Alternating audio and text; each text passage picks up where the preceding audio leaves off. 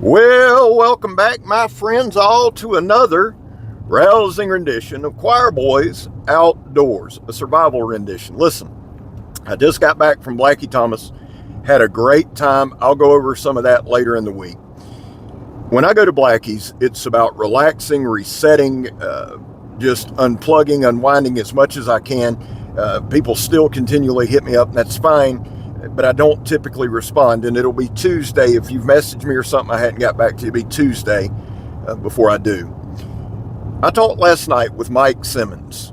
Mike is with Fuel the Fires. He has his own channel called Mike Simmons. Check him out. 50% of the credit for this conversation goes to him, good or bad, right? Here's the deal, guys. We live these past, 15, 20 years, survival has been a big thing, and they've got these survival schools, survival weekends, survival Pathfinder schools, all this stuff just in case the end comes. What do you do in the first 72 hours? What do you do in the first 48 hours? Mike and I had a real conversation about it. So here's what I want to do. The world, as we know it, society breaks down tomorrow. Now, not the zombie apocalypse, something real. Our government is in turmoil, civil war breaks out.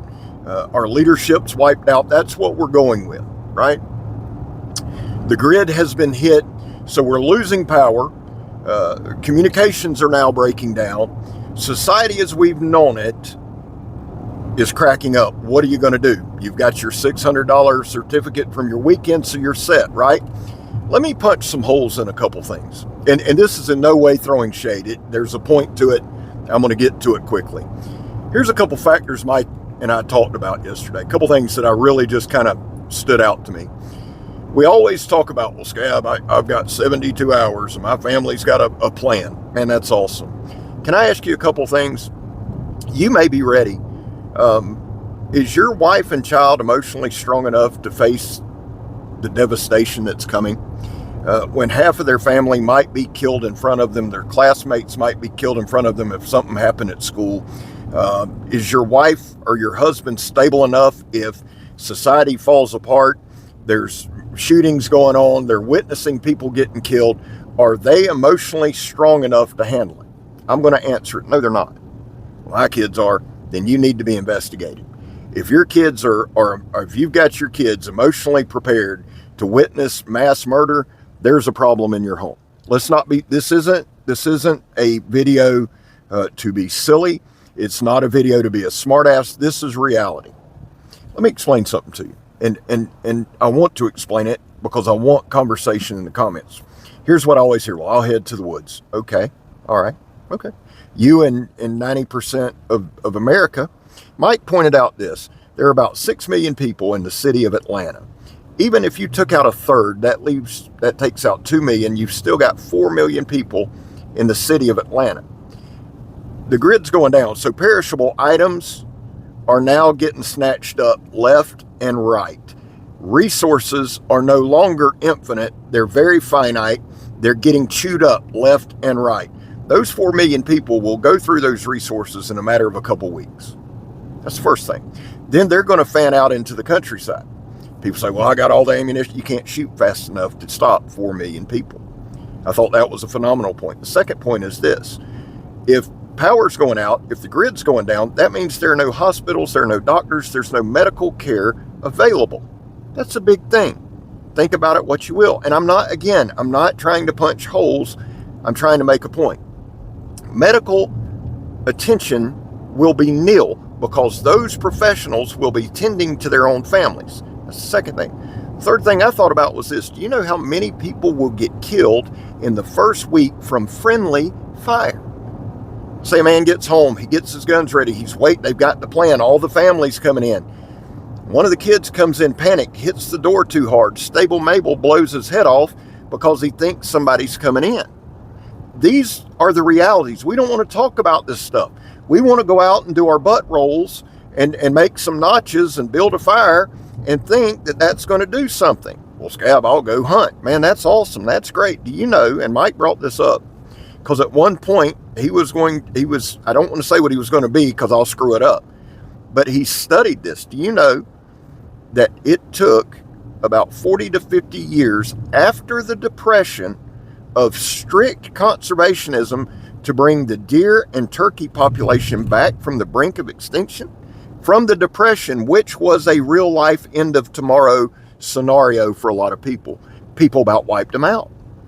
People will be like locusts, taking everything they can. Well, Scab, I'll get a garden. It takes about 5 seasons to get fertile soil. Now, your certificate covers you for 72 hours. What are you doing for the other 5 years? Again, this isn't to be an asshole. I'm asking. These are things, and I'm going to make my point and make it quickly. When we really look at this stuff, when we really look at what would happen, I'm not saying it will, I'm saying what would happen without all the what ifs, because Mike said out loud a term that's been thrown around a lot, paralysis by analysis. You're trying to analyze, you're trying to get a plan, and you can get crippled, man. And what started this conversation was, I came to the realization that my camping has been, for the most part, 90% limited to gatherings. So I'm taking all kind of stuff, whatever I can fit in here. I had my nephew, and I will address one of the shorts I made involving my nephew this week, but not now because I don't want to get mad about it. So I took stuff for 2 people, and I was just saying, man, this is my plan. And that led in to the conversation, because what I want to do from here is that our series on how not to survive, my next step will be doing day trips and then an overnight, instead of these gatherings where I'm taking everything, paring stuff down, taking what I need. And as my thought process went through this weekend, and as I talked to Mike, I began to understand a couple things. The reality of a societal collapse is catastrophic.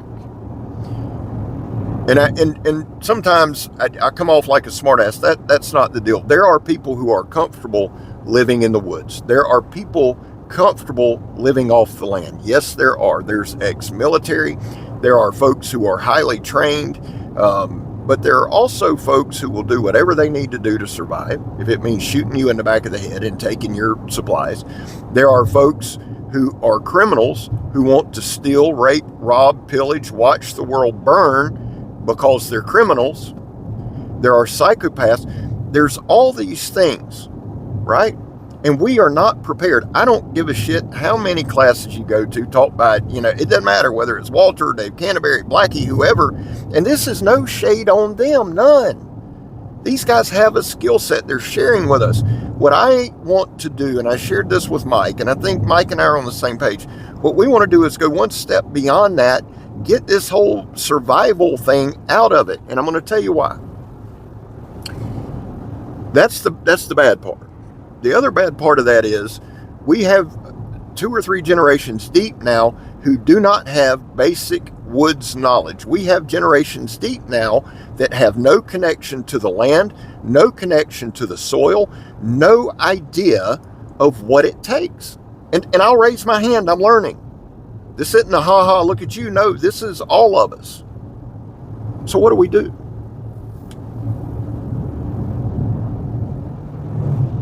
I want to take, and I saw it this weekend with my nephew. We had fun. He learned how to do a fire. He learned how to do a barrow rod. He learned the wood to look for, and he learned it because he had fun doing it. What I want to do with this surviving to death, or how not to survive, is not to take shots, not to throw shade. What I want to do with it is bring fun back in it. Think about our grandparents, our great uncles, our ancestors who grew up with a connection to the woods, who had those basic skill sets.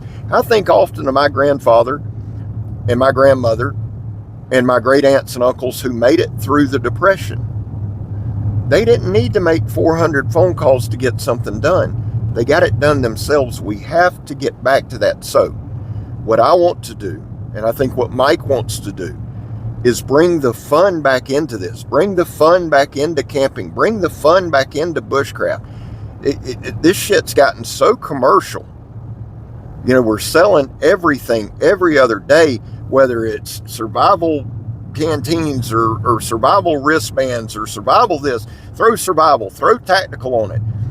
And we're marching a generation into the unknown with 0 skills. So, just like this weekend, let's get the kids, let's get the grandkids, let's get the neighborhood kids with our kids. Don't be weird and just take neighborhood kids by yourself. Let's get kids back in the woods. Let's start teaching basic camping, basic bushcraft, basic woods knowledge that will teach them in a shitty situation how to get through. Do I think we're near collapse? I don't think we're anywhere near collapse. That's not naivete at all. I'm a lot more well-read and well-versed than I let on here. Just because I say I don't want to talk about politics, religion, or her does not mean I don't study them. It doesn't mean I'm not interested. It just means I'm interested, not interested in arguing. It's time we get serious about having fun in the woods. That's all I got for you. Listen, I know there's a glare. I'm sorry. There was a time in this country where 22 veterans a day took their own lives. Now, stats are everywhere. It's the weekend, it's higher. That's why here on this channel, we focus on the number 0. Anything over 0 is simply unacceptable. Vets, I love you. Man, you have a place here. You mean a lot to me. I'm not a vet. Let me make that clear. But I'm surrounded by them. Veterans causes are on my heart. I back the blue. It's tough to do sometimes, but you know what? I've explained it on here a bunch. I'm not explaining it today. The whole back the blue till it happens to you. It's happened to me more than it'll happen to most, right? I have my reasons. Again, I believe they ought to be held as accountable as we are. I'm a firm believer in that. Finally, if you're an addict, Lord knows I am. Lord knows I am. Never quit quitting. Well, guys, I love you. I'm looking forward to getting back in the groove this week. I'm Scab. You're not. And we gone, son. And I haven't even hollered at this car in front of me that's doing 32 miles an hour where they could just jump out and run faster. Y'all have a great week. I'm gone.